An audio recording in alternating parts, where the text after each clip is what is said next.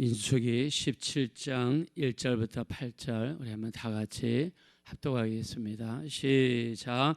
여호와께서 모세에게 말씀하여 이르시되 너는 이스라엘 자손에게 말하여 그들 중에서 각 조상의 가문을 따라 지팡이 하나씩을 취하되 곧 그들의 조상의 가문대로 그 모든 지간에게서 지팡이 12를 취하고 그 사람들의 이름을 각각 그 지팡이에 쓰되 레위의 지팡이에는 아론의 이름을 쓰라. 그는 그들의 조상의 가문에 각 수령이 지팡이 하나씩 있어야 할 것임이니라. 그 지팡이를 회막 안에서 내가 너희와 만나는 곳인 증거궤 앞에 두라. 내가 택한 자의 지팡이에는 싹이 나리니 이것으로 이스라엘 자손이 너희에게 대하여 원망하는 말을 내 앞에서 그치게 하리라. 모세가 자손에게 말하매 그들의 지간들이 각 지파대로 지팡이 하나씩을 그에게 주었으니 그 지팡이가 모두 12이라. 그 중에 아론의 지팡이가 있었더라. 모세가 그 지팡이들을 증거의 장막 안 여호와 앞에 두었더라. 이튿날 모세가 증거의 장막에 들어가 본즉 레위 집을 위하여 낸 아론의 지팡이에 움이 돋고 순이 나고 꽃이 피어서 살구 열매가 열렸더라. 아멘. 네, 우리 계속해서 민수기를 공부하고 있습니다. 민수기 13장에서 12명의 정탐꾼들을 가나안 땅에 보냅니다. 가나안 땅에 보냈던 12명의 정탐꾼 중에서 10명의 정탐꾼들이 돌아와 악평했다고 그랬습니다. 그래서 민수기 13장 31절에서 33절에 보니까 우리는 그들을 이기지 못한다. 그들은 우리보다 강하다. 신장이 장대하다. 네피림의 후손인 아낙 자손을 보았나니 우리는 우리의 보기에도 메뚜기 같으니 그들이 보기에도 그리하였을 것이라 하고 악평했다고 그랬습니다. 부정적인 이야기는요, 바로 이 발없는 말이 천리를 달린다고 그 다음 날 순식간에 퍼졌습니다. 이 이야기를 들었던 이스라엘 백성들은 염려와 근심 속에서 밤을 눈물과 통곡으로 새게 됩니다. 애굽을 떠난 지 1년 1개월 이상이 지났어요. 이제 더 이상 돌아갈 수도 없고 갈 수도 없고, 근데 우리가 정복하려고 했던 가나안 땅은요, 거기 있는 사람들은 덩치가 크고 키도 크고 무기도 강하고 싸움에서 전쟁에서 게임이 안 된다는 이야기를 들었어요. 어디로 가야 될지 방향을 잡지 못하고 갈팡질팡하면서 밤이 맞도록 울었습니다. 자, 그리고 그들이 내린 결론이 지도자를 새로 세우자. 모세와 아론 때문에 우리가 세상 말로 이 무슨 개고생이냐. 우리 애굽으로 돌아가자. 그래서 아론과 모세에 대한 리더권에 도전을 하게 되죠. 자, 여기에 나선 사람이 누굽니까?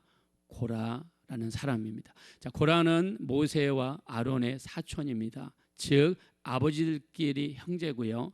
그 아버지들끼리 형제인데 그 아버지들의 아버지가 누굽니까? 바로 고앗입니다. 고앗의 아버지는 레이입니다. 그래서 레이, 고앗, 또 모세의 아버지, 그리고 모세하고 아론. 그래서 모세와 아론 아버지들끼리 고라와 같은 형제예요. 그래서 모세와 고라는 실제로 사촌간입니다. 사촌이에요. 고라 입장에서 이렇게 이야기할 수 있죠. 너만 레위 지파냐? 나도 레위 지파다. 너만 고앗 자손이냐? 나도 고앗 자손이다. 니네 아버지와 우리 아버지가 형제다. 근데 맨날 니네만 지도자만 되냐? 우리는 지도자가 되면 안 되냐? 하면서 고개를 든 거예요. 자, 거기에다가 자기의 정당성을 보장하기 위해서 장자 지파를 끌어들였습니다. 장자 지파가 누굽니까? 르우벤이죠. 실제로 장자권은 르우벤이 아니라 유다 지파를 통해서 이어지죠. 마태복음 1장에 보니까 유다가 예수님의 족보에 들어가고 르우벤의 이름은 없습니다. 자, 그러나 르우벤은 명목상 장자죠. 첫 번째 아들이지요. 그래서 르우벤의 자손들을 끌어들이죠. 그 세 사람을 끌어들입니다. 우리가 다단과 아비람과 온이라고 하는 이 르우벤 지파 세 사람을 끌어들입니다. 자, 그 이유가 무엇일까요? 우리가 장자다. 우리에게 정당성이 있다. 우리가 지도자가 되어야 된다. 싸우기 위해서죠. 자, 그래서 고라라는 사람이 세 사람을 끌어들이고 그 집안들을 끌어들이고 그리고 250명의 지휘관들을 끌어들였어요. 250명이면 이스라엘 전체 적재 족쇄에 위치한 지휘관들입니다. 전체 여론을 선동할 수 있고 전체 사람들을 주장할 수 있는 250명을 끌어들였죠. 그리고 모세와 아론에게 되돌았습니다. 그때 어떤 일이 벌어졌습니까? 우리 앞에서 보았죠. 갑자기 땅이 갈라지면서 고라, 다단, 아비란, 온 그 사람들의 가족, 그 사람들의 재산, 짐승까지 싹 땅속으로 꺼져버리고 말았어요. 그리고 250명의 지휘관도 어땠습니까? 그들이 들고 있는 향로에서 불이 나가지고 250명을 태워버렸습니다. 자, 근데 사람이 이상하지요. 사람이 맞으면 수그러들고 맞으면 이렇게 따를 것 같은데 오히려 더 반격하고 고집을 피우고 더 대드는 경우가 있습니다. 그랬더니 이스라엘 전체 사람들이 들고 일어나서 어떻게 네 집안을 몰살시키고 250명을 죽일 수가 있느냐? 이거 다 모세와 아론 때문이다. 여론이 막 더 이 불난 곳에 기름을 쏟아붓는 막 이런 역사가 나타나죠. 그러면서 이 반란이 일어날 것 같아요. 그때 하나님께서 전염병을 보내서 사람들을 심판했는데 이 전염병, 연병이라고 성경에 표현되어 있죠. 14,700명의 사람들이 죽었어요. 자, 14,700명이 죽고 250명이 죽고 땅이 갈라졌으면 수긍하고 따라올 것 같은데 조금도 사람들이 수긍할 기세가 보이지 않습니다. 이때 하나님의 택하신 방법이 오늘 본문에 나와 있습니다. 12지파에서 지팡이를 가져오너라. 자, 여러분 왜 지팡이일까요? 우리 성경에 뭐 다른 여러 가지 이야기할 수 있죠. 근데 왜 지팡이일까요? 지팡이는요, 양들을 키우는 목자에게 있어서 필수적인 요소가 지팡이입니다. 지팡이를 반드시 가지고 있어야 돼요. 그래서 우리가 성화에 보면 예수님께서 항상 한 손에는 지팡이를 들고 있는 성화가 많습니다. 자, 목자는요 두 가지가 필요합니다. 한 손에는 지팡이, 한 손에는 막대기입니다. 그래서 주의 지팡이와 막대기가 나를 안위하시나이다. 시편 23편에 기록이 되어 있죠. 지팡이는요 웅덩이에 빠져 있는 양을 목을 걸어가지고 끄집어낼 때 필요한 게 지팡이에요. 양은 시력이 아주 안 좋다고 합니다. 그래서 조금이라도 목자를 놓치게 되면 웅덩이에 빠져서 잘못하면 죽는데요. 웅덩이에 빠질 때 바로 넘어지면 되는데 만약에 등이 땅에 닿도록 뒤집어져 가지고 하면 양 같은 경우는요 가스가 차가지고 금방 죽습니다. 그래서 넘어져 있는 양이나 웅덩이에 빠져 있는 양을 끄집어낼 때 반드시 필요한 게 지팡이입니다. 그래서 지팡이는 목자를 상징하는 거예요. 그래서 하나님께서 목자를 상징하는 지팡이. 우리 하나님은 우리 영혼을 인도하시는 목자시고 우리 예수님은 우리 영혼을 인도하는 목자시니까 목자 영혼들을 인도하시는 그 지팡이를 가져오라는 거예요. 자, 근데 격이 맞지 않습니다. 12지파 르우벤, 또 시므온, 레위, 또 유다, 단, 납달리, 갓, 아셀, 이사갈, 스불론, 요셉, 베냐민 12지파가 있는데 레위 지파만큼은 레위라는 이름을 쓰지 말고 누구 이름을 쓰라고 그랬어요? 아론의 이름을 쓰라고 하시죠. 자, 본문 말씀으로 돌아가겠습니다. 자, 2절 보겠습니다. 2절 시작. 너는 이스라엘 자손에게 말하여 그들 중에서 각 조상의 가문을 따라 지팡이 하나씩을 취하되 곧 그들의 조상의 가문대로 그 모든 지휘관에게서 지팡이 12를 취하고 그 사람들의 이름을 각각 그 지팡이에 쓰되. 자, 12지파의 이름을 적는데 레위 지파만큼은 레위를 쓰지 않고 3절 보겠습니다. 시작. 레위의 지팡이에는 아론의 이름을 쓰라. 이는 그들의 조상의 가문에 각 수령이 지팡이 하나씩 있어야 할 것임이니라. 아멘. 자, 아론은 대제사장이죠. 하나님이 세우신 지도자입니다. 그래서 하나님께서 뭉텅뭉텅 레위를 쓰지 않고, 자, 레위를 왜 쓰지 않았냐? 자, 레위 밑에는 고핫입니다. 고핫 밑에는 아므람 이스라엘입니다. 그 밑에는 아론과 모세입니다. 또 하나 건너서 사촌 고라가 있어요. 그럼 레위라고 써버리면 아론도 들어가고 고라도 들어가니까 분별이 안 되잖아요. 그래서 고라와 이 아론은 사촌가이니까 분명하게 하기 위해서 아론이라는 이름을 써서 고라가 아니라 아론을 하나님이 대제사장으로 지도자로 세웠다는 것을 명시하시기 위해서 이렇게 쓰라고 하신 겁니다. 자, 여기서 우리가 알 수 있는 것은 하나님은 뭉텅뭉텅하시는 분이 아니라 구체적인 하나님이신 것을 알 수 있어요. 기도하실 때 하나님 그냥 우리 가족을 축복해 주십시오. 그냥 우리 자식을 축복해 주십시오. 그냥 우리 사업을 축복해 주십시오. 이렇게 뭉텅뭉텅 기도하시면 안 되고 구체적으로 우리 아들이요 이런 단점이 있고 이런 문제가 있는데 하나님 이 문제를 가지고 우리 아들이 회개하게 도와주시고 이 부분은 고침받게 도와주시고 그리고 요즘에 보니까 감기가 걸린 것 같은데 감기도 치료해 주셔서 고침을 받게 도와주시고 요즘에 어디 가서 뭘 배운다고 하는데 지혜를 주시고 지식을 주셔서 예를 들면 컴퓨터를 한다 그러면 컴퓨터 또는 AI를 한다 그러면 이 AI를 정말 잘 습득할 수 있도록 인도해 주십시오.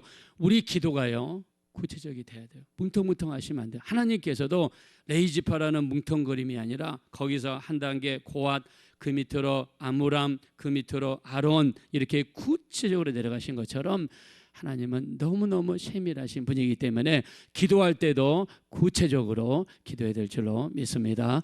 자, 그리고 이 지팡이를 어디다 놓느냐? 지성소에다 놓으라는 거예요. 자, 근데 지성소를 하나님께서 뭐라고 표현했냐면 내가 너희와 만나는 곳이다 라고 표현을 합니다. 자, 우리 한번 4절로 가겠습니다. 다 같이 읽겠습니다. 시작. 그 지팡이를 해막 안에서 내가 너희와 만나는 곳인 증거궤 앞에 두라. 아멘. 증거궤는 법궤예요. 이 증거궤가 있는 장소는 지성소예요. 지성소라는 뜻은 지극히 거룩한 장소입니다. 즉 아론의 지팡이에서 순이 나고 싹이 나고 그 다음에 살구 이 나무 열매를 맺는 이 기적의 역사가 어디서 나타났습니까? 지성소에서 나타났어요. 지성소는요 지극히 거룩한 곳이고 하나님을 가장 깊이 만날 수 있는 곳이고 하나님과 가장 가까운 곳에 있는 곳이 바로 지성소입니다. 무슨 말입니까? 하나님의 역사, 기적의 역사, 응답의 역사는 어디서 나타나느냐? 성막들도 아니고 성소도 아니고 더 깊이 들어가서 지성소에 들어갈 때 거기에서 나타날 수가 있는 것입니다. 그래서 기도할 때도 우리가 수박 겉핥기식으로 앉아가지고 하나님 감사합니다. 내 말 다 들으셨죠? 축복 줄 줄로 믿습니다. 아멘 하고 가는 그 기도 속의 역사가 일어난 것이 아니라 기도도요 깊이 여러분 들어가셔야 돼요. 깊이 들어가셔야 돼요. 기도를 수박 겉핥기식으로 하면 응답이 안 나타납니다. 여기 아론의 마른 지팡이에 싹이 나고 열매가 맺었잖아요. 이 장소가 어디예요? 하나님이 지성소에 들어가라고 하잖아요. 지성소는 하나님을 가장 깊이 만나는 장소예요.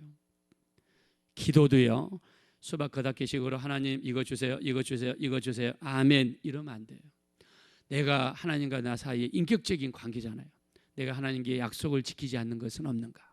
하나님이 하라고 하신 기본적인 요소가 있지 않습니까? 주일 예배, 날마다 기도하고 날마다 말씀 붙잡고 영혼들을 사랑하고 용서하고 섬기고 봉사하고 전도하고 또 우리 하나님의 이름을 욕되게 한 것은 없나? 내 자신을 처음부터 끝까지 점검해야 되지요. 회개할 거 있으면 철저히 회개해야 되지요. 그리고 돌이켜야 됩니다. 여러분, 요즘에 교회에 그리스도가 없다는 이야기가 많이 들려요. 그냥 교회 프로그램에 의해서 교회가 돌아가고, 교회 가면 예수님보다 다른 것에 더 목적이 있어서 교회에 가고, 이렇게 하다 보니까 물론 외적으로는 성장할 수 있죠. 그러나 정말 목숨 걸고 그리스도를 증거할 수 있는 이런 그리스도의 군사들이 점점점 약해진다는 거예요. 전쟁은 일반 백성들이 하지 않지 않습니까? 군인들이 하잖아요. 훈련받고 이렇게 무장되어지고 싸움할 줄 알고 목숨 걸고 싸울 수 있는 결기와 다짐 있는 사람들이 나가서 싸워야 전쟁이 이길 수 있지 않습니까? 저는 어저께 정말 충격을 받았어요. 저녁에 아주 여러분들도 알만한 목사님이에요. 근데 그분의 불륜설이 터졌어요. 저는 어제 너무 충격받았습니다. 진짜 우리 한국 교회가 어떻게 되려고 하는지, 정말 우리 한국 교회가 어떻게 되려고 하는지 정말 모르겠어요. 지금 우리나라 인구도 지금 아주 출산 절벽이죠. 지금 이번에 3월 달에 이렇게 이들이 학교에 들어가면 입학식을 하잖아요. 근데 학교마다 1명, 2명이요. 이제 이들이 없어가지고 지금 인구 절벽입니다. 우리나라 진짜 큰일 났습니다. 근데 세상에 인구가 이게 줄어드니까 교회는 영향 안 받겠습니까? 교회에도 지금 어마어마한 영향을 받고 있어요. 근데 사회적인 현상도 이러한데 우리 기독교 내에서 자체적인 문제를 일으키고 자체적인 잘못에 의해서 이 한국의 기독교가 진짜 지금 난리 났습니다. 우리나라 기독교에 우리 예수님이 중심이 돼야 되고, 정말 이제 목숨 걸고 기도하고 말씀 붙잡고 기도하고 눈물 흘리며 기도하고 이런 사람들이 별로 없어요. 정말 내가 이제는 우리 모든 사람들이 이제는 정말 이 세상의 풍조를 따라가다 보니까 이렇게 됩니다. 그래서 우리라도 우리 기도원 시대에 32,000명이 있었지만 두려워한 사람들 다 가라 했더니 22,000명이 떠났어요. 아직도 많다. 가라. 두려운 사람들 가라. 9,700명이 떠났습니다. 300명을 가지고 하나님이 쓰셨어요. 여러분, 엘리야 시절에는요 7,000명의 남은 자를 통해서 하나님이 역사했습니다. 우리가 이 마지막 때 예수로 충만하고 기도할 때도 우리 이 성막들에서 기도하면 안 됩니다. 좀 더 성소에 들어가셔야 돼요. 조금 더 기도를 들어가셔서 지성소까지 들어가야 우리 거기에서 하나님의 기적이 나타나고 역사가 나타나고 마른 아론의 지팡이에 싹이 나고 열매가 맺는 이 역사가 나타나게 될 줄로 믿습니다. 우리 예수님 말씀하시죠. 누가복음 4장 4절 깊은 곳으로 가서 그물을 내려 고기를 잡으라. 예수님이 원하시는 것은 우리가 깊은 곳으로 가는 겁니다. 성경도 내가 뭘 많이 아는 게 중요한 것이 아니라 한 자리를 알더라도 그 말씀 앞에 내 심령이 젖고 그 말씀이 내 심령을 때리고 그 말씀 앞에 순종하고 그 말씀대로 살려고 몸부림치는 이런 심령이 되어야 말씀의 깊이가 우리 속에 있어야 하나님의 역사가 나타나게 될 줄로 믿습니다. 자, 이 이스라엘 백성들이 그 전에 고라 4명이 일당이 땅이 갈라져 가지고 죽을 때도 변화가 없었어요. 250명이 불이 나와 가지고 죽을 때도 변화가 없었어요. 근데 14,700명이 전염병이 돌아 죽을 때도 아무런 변화가 없었어요. 그러나 마른 지팡이에 싹이 나고 열매가 맺는 생명의 역사가 나타나는 그 앞에서 이스라엘 백성들이 변화되고 뒤집어집니다. 자, 우리 한번 밑으로 쭉 내려가셔서 12절 13절입니다. 12절 13절 다 같이 읽겠습니다. 시작. 이스라엘 자손이 모세에게 말하여 이르되 보소서 우리는 죽게 되었나이다. 망하게 되었나이다. 다 망하게 되었나이다. 가까이 나아가는 자 곧 여호와의 성막에 가까이 나아가는 자마다 죽사오니 우리가 다 망하여야 하리이다. 아멘. 이제서야 이스라엘 백성이 우리는 죽게 되었습니다. 망하게 되었습니다. 이제서 하나님 앞에 두 손 두 발 다 들고 백기를 들고 하나님 우리가 잘못했습니다. 하나님 이제서 하나님이 두려운 분임을 깨닫습니다. 자, 그 전에 땅이 갈라질 때도 변화가 없었어요. 불이 나올 때도 변화가 없었어요. 전염병으로 칠 때도 변화가 없었어요. 그러나 마른 지팡이에 열매가 맺고 싹이 나고 생명이 나타나고 하나님의 은혜가 나타나는 현장 앞에 영혼들이 뒤집어지고 변화되고 말았습니다. 우리가 변화되고 우리 자손들이 변화되고 우리 가정이 변화되는 것은 하나님의 은혜가 쏟아지고 하나님의 생명이 부어질 때만이 영혼들의 변화가 일어나게 될 줄로 믿습니다. 우리 5월 가정의 달입니다. 또 어저께 어린이 주일이었는데요.